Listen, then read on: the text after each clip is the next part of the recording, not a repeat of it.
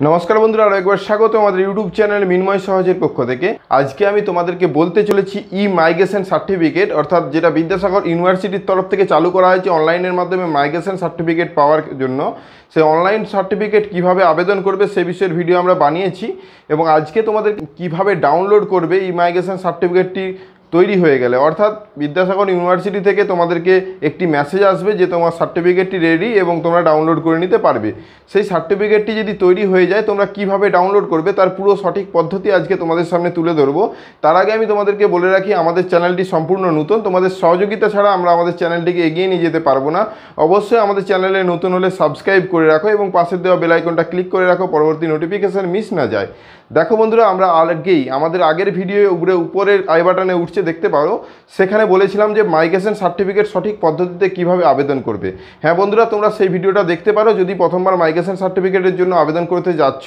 আর আজকের ভিডিওটা সেই সার্টিফিকেটের পরিপ্রেক্ষিতে বলেছিলাম যে আমরা ডাউনলোড করে দেখাবো সার্টিফিকেট তৈরি হয়ে গেলে। একটু দেরিতে ভিডিওটা আপলোড করছি কারণ আমাদের অনেক কিছু সমস্যা হয়েছিল, সেই জন্য ভিডিও করতে পারিনি। সেই সার্টিফিকেটটি তোমরা কিভাবে হাতে পাবে বা কিভাবে অনলাইনের মাধ্যমে ডাউনলোড করবে সেই বিষয়ে আজকে কথা বলছি।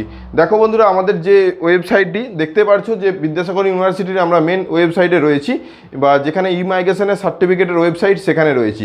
তোমাদেরকে এখানে আসতে গেলে সরাসরি টাইপ করবে, তোমরা গুগলে টাইপ করতে পারো ই মাইগ্রেশন সার্টিফিকেট। তখন ই মাইগ্রেশন সার্টিফিকেট বিদ্যাসাগর ইউনিভার্সিটি প্রথমের যে লিঙ্কটা আসবে ওই লিঙ্কটাতে ক্লিক করতে হবে। প্রথমের লিঙ্ক বলতে গুগলে সার্চ করলে শুধু বিদ্যাসাগর ইউনিভার্সিটির ই মাইগ্রেশনের ওয়েবসাইটে যাওয়ার জন্য লিঙ্কটা দেওয়া থাকবে। তাছাড়া সরাসরি লিঙ্ক তোমরা দেখতেই পাচ্ছ নিচে লেখা উঠছে, সেটাও তোমরা দেখে নিতে পারো। তো সেই লিঙ্কে যাওয়ার পরেই আমাদেরকে দুটো অপশান দিয়েছে, একটা আছে রেজিস্টার, একটা আছে সাইন ইন। তো তোমাদেরকে রেজিস্টার অপশান তখনই ব্যবহার করবে যখন প্রথমবার করছো, দ্বিতীয়বার যখন ডাউনলোড করতে যাচ্ছ তখন সাইন ইন অপশানটা ব্যবহার করবে। অতএব আমরা যেহেতু ডাউনলোড করবো সার্টিফিকেটটি, আমরা সাইন ইন অপশানে ক্লিক করলাম। সাইন ইন অপশানে ক্লিক করার সাথে সাথে ইউজার নেম এবং পাসওয়ার্ড দিতে বলছে। অলরেডি এটা ক্রিয়েট হয়েছে, তোমরা যখন রেজিস্ট্রেশন করেছো তোমাদের অলরেডি মেসেজ চলে এসেছে। তাছাড়া যখন করবে তখন ইউজার নেম এবং পাসওয়ার্ডটি স্ক্রিনে আসবে, সেটাকে প্রিন্ট আউট করে রাখবে, সেটা আমরা আগে বলেছিলাম। সেই ইউজার নেম এবং পাসওয়ার্ড দেওয়ার পরে সাইন ইন অপশানটা ক্লিক করতে হবে। ক্লিক করার সাথে সাথে যে মোবাইলটা রেজিস্টার করেছিলে সেই সময় সেই মোবাইলটাতে একটা ওটিপি আসবে। ওটিপিটা কিছুক্ষণ সময় লাগতে পারে। ওটিপিটা দেওয়ার পর সাবমিটে ক্লিক করলেই তোমাদের মেন পেজটা, যেখানে তোমাদের ডাটা বা যেটা যার মাধ্যমে তোমরা ফিল আপ হয়ে আছে সেই পেজটা ওপেন হবে এবং সবচেয়ে নিচে হলুদ রঙের যে অপশানটি এসেছে ডাউনলোড মাইগ্রেশন সার্টিফিকেট, ওখানে আমাদেরকে ক্লিক করতে হবে। ডাউনলোড মাইগ্রেশন সার্টিফিকেটটাতে ক্লিক করার সাথে সাথে আমাদের একটি পিডিএফ জেনারেট হবে। তোমরা দেখতে পাচ্ছ সাইডে পিডিএফ ওপেন হয়েছে এবং সেই পিডিএফটাকে আমাদেরকে সেভ করে নিতে হবে। যদি মোবাইল থেকে করো মোবাইলের সেভ বা ডাউনলোড ফোল্ডারে এটা সেভ হয়ে যাবে।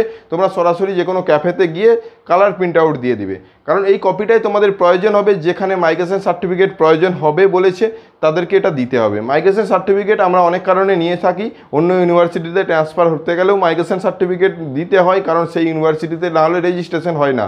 অতএব আগের মাইগ্রেশন সার্টিফিকেট অর্থাৎ রেজিস্ট্রেশনটা ক্যান্সেল করা হলো এই ইউনিভার্সিটির। তো বর্তমানে বিদ্যাসাগরের তরফ থেকে জানিয়ে দেওয়া হয়েছে এই সার্টিফিকেটের মাধ্যমে যে আমাদের ইউনিভার্সিটি স্টুডেন্টের এই রেজিস্ট্রেশনটি ক্যান্সেল করা হয়েছে। তো নতুন ইউনিভার্সিটিতে যেখানে ভর্তি হয়েছি সেখানে আমরা রেজিস্ট্রেশন করতে পারি।